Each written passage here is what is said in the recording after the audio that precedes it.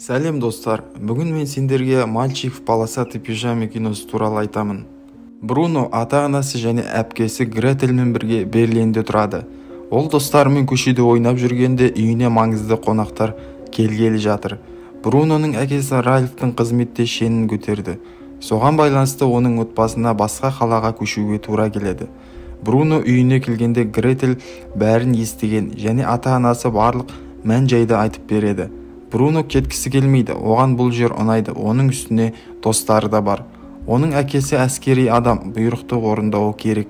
Кешке қарай Ральфтың үйінде көптеген қызметтегі адамдар келеді. Ральфтың әке-шешесі де осында, алайда анасы қатты қуанып тұрған жоқ. Ақыры барлық заттарын жинап, Бруно достарымен қоштасып көшіп кетеді. Олар үлкен кірпіштен жасалған, тіпті шамалы қорқыныштылау үйге келеді. Үйдің сыртында қоршау бар. Қастарына итертіп алған жауынгерлер жүр. Бруноға бұл жер ұнамайды, бірақ үйренісіп кетуге уәде береді. Оның бөлмесіндегі терезеден орман көрінеді. Алыстан 2-3 ғимараттар салынған. Бала ол жердегілер бақша егіп, сиыр бағатын адамдар деп ойлайды. Алайда ол жердегі фермерлердің барлығы ала түсті пижама киеді. Бруно соны түсінбей-ақ қояды. Бруно ол туралы анасынан сұрайды. Бірақ анасы бірінші сұрағанда ештеңе түсіне қоймайды. Анасы терезеден өз көзімен көргенде, ол Бруноға онда біртүрлі адамдар тұрады, баруға болмайды деп айтады. Бірақ Бруно ол жақтан балаларды көрген және жаңа достар тапқысы келеді. Оған таңнан кешке дейін үйде отыруға тура келеді. Оған артқы есікке шығуға тыйым салынады. Ол өзімен өзі үйде шахмат ойнап отырады. Ал есік алдында шыққанда істейтін дым жоқ. Олар отбасымен түскі ас ішіп отқанда, әкесі Ральф оларға енді мектепке бармасаңдар болады, репетитор жалдап қойдым деп айтады. Бруно қарсы емес. Тамақ ішіп болып, ол бір ағаштың түбінде отырады. Ол ағаштың бұтағына қарап отырып әткеншек жасағысы келіп кетеді. Ол әкесінің жүргізушісіне барып покрышка сұрайды. Ол Бруноға покрышка тауып беріп еврей Павелді шақырады. Павел сол үйдің қара жұмысын істеп жүрген адам. Оның Павелге сөйлегені Бруноға ұнамай қалады. Павел оған покрышка тауып беріп әткеншек жасап береді. Ол әткеншекте отырғанда аспаннан фермадан шығып жатқан түтінді байқайды. Покрышкаға мініп түтінді дұрыстап қарамақшы болғанда жерге құлап тізесін жаралап алады. Оған көмекке Павел келеді. Ол үйге әкеліп аяғын таңып береді. Сол кезде екеуі әңгіме дүкен құрады. Павел бұрын дәрігер болғанын айтады. Бруно сонда таң қалып, дәрігер бола тұра неге бұндай жұмыс істеп жүрсің дейді. Бруноны анасы алып кетеді.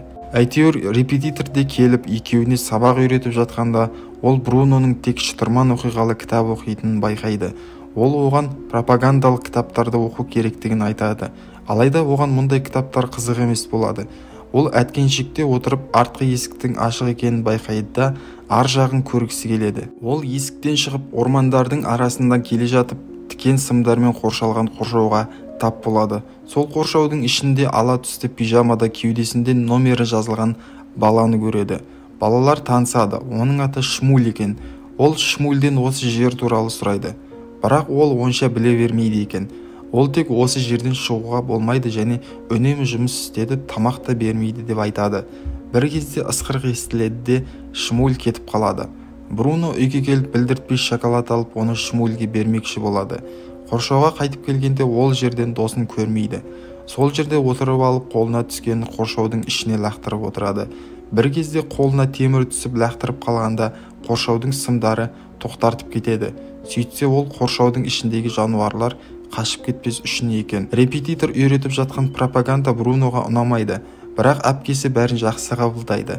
Ол өзінің қуыршақтарын лақтырып, бөлмесіне фюрер мен нацистік суреттерді іліп қояды. Анасы қалаға кеткенде соны пайдаланып Шмульге барады. Ол досынан түтін шығып тұрған 2 труба туралы сұрайды. Досының білуінше ол жерде қоқыстарды өртейтін секілді. Ральф қызметі көтерілгеннен кейін анасымен арасы нашарлап кетеді, бірақ әкесі қолдайды. Репетитор Бруноға еврейлер нағыз зұлым адамдар, немістер солармен қазір күресіп жатыр деп айтады. Бруно оған сенгісі келмейді, бірақ үлкендер солай айтса шынымен солай шығар деп ойлайды. Ол тағы да жейтін заттар алып досына барады. Ол өзімен доп алып кетеді, бірақ досы ойнаудан бас тартады. Күзетшілер байқап қояды деп айтады.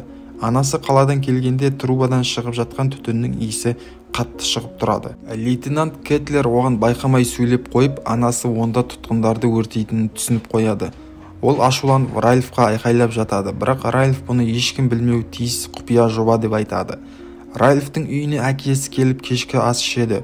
Ол кешкі асқа лейтенант Кетлерді де шақырады. Кетлер сол кезде осыдан кейін оның жағдайы дұрыс болмайтынын түсінеді.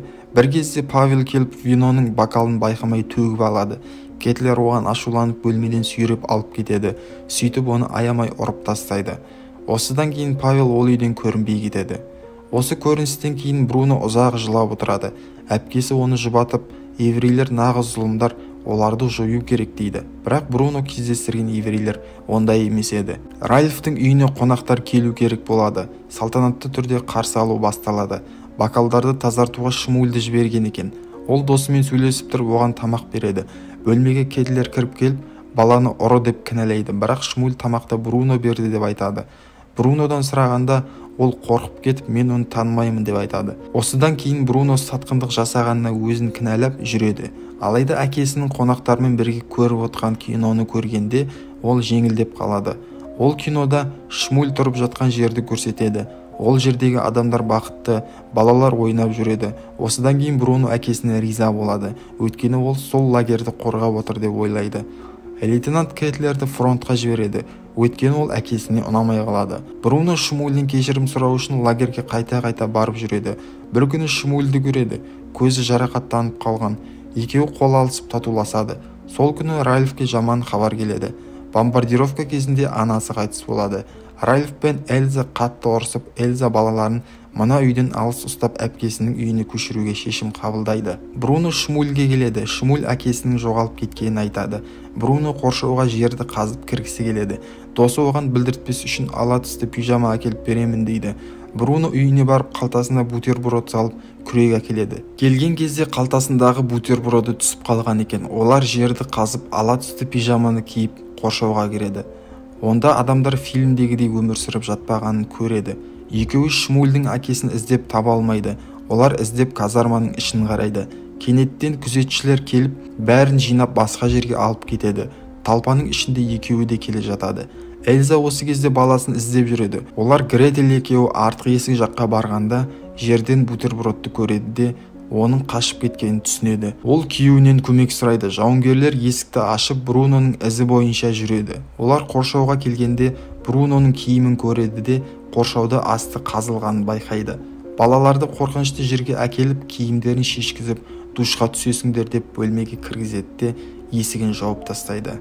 Төбеден бірдеңені төгеді де барлық тесіктерді жауып тастайды. Ральф өзінің баласының қайда екенін кеш түсініп қояды. Ол камераға барғанда ондағы адамдардың бәрі өліп қалған еді. Достар, осы секілді қызықты видеоларды көргілеріңіз келсе, каналға жазылып, лайк басып, комментарий қалдырыңыздар. Келесіде кездескенше.